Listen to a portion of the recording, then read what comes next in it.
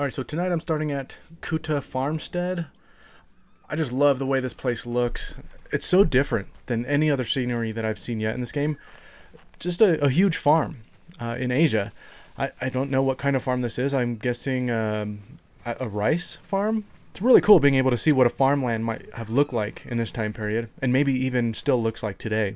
So I also got a new piece of clothing here, the Oni's blade straw hat. They describe it as a hat for a wandering warrior who brings terror to evil spirits. It's a great looking straw hat. I think it's really cool. This area does look like it might be part of a mission at some point. I don't know if I'm looking forward to that one because this place is huge. But I don't know, this actually could be pretty fun. I don't know if I'll actually get to hide within the farmland or if it's just going to take place in the buildings, but I guess we'll see. So I started off this gameplay just wanting to uncover some of the map, but I'm starting to get tired of that, so I think I'm just going to focus more on missions and then uncover the map more naturally as I go along. I want to finish Masako's story, so I'm going to work my way to the next part of the storyline, which is called A Mother's Peace. It says she's on a battlefield, so I don't know, maybe I'll join her in some sort of battle. Along the way I found the white dye merchant, did a bamboo strike challenge, which I hate. I don't like these bamboo challenges.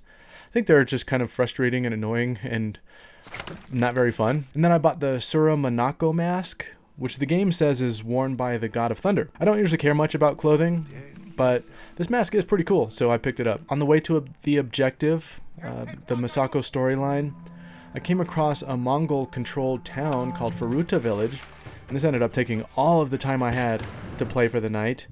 So picked everyone off one by one for the most part. I'm really slow. In pretty much most games that I play, I'm a very slow player. I don't like to rush through. I like to find everything. I like to take my time.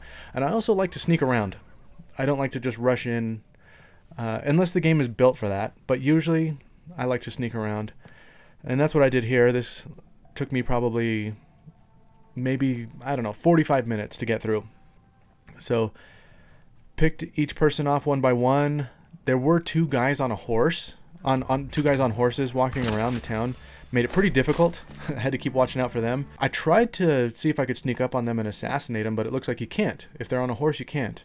Or at least maybe I didn't get close enough or in the right position to do it. And I didn't see if you can jump on top of them from a building.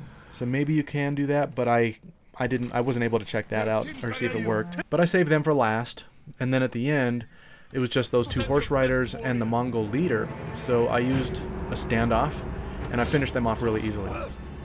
Standoffs are just a really, really great way of finishing off the leaders of the towns.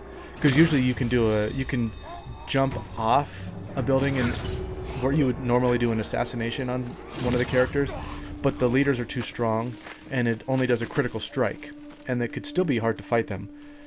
But if you do a standoff, you kill them in one swipe. So that's what I did there. Clearing towns, it's a necessary evil of this game, but I'm finding it a little boring. It starts to feel really repetitive. Kind of reminds me a lot of the drudgery of playing through an Assassin's Creed game. But I guess you just got to do it. So that's where I leave off today. Hopefully I can actually get to Masako's story next time.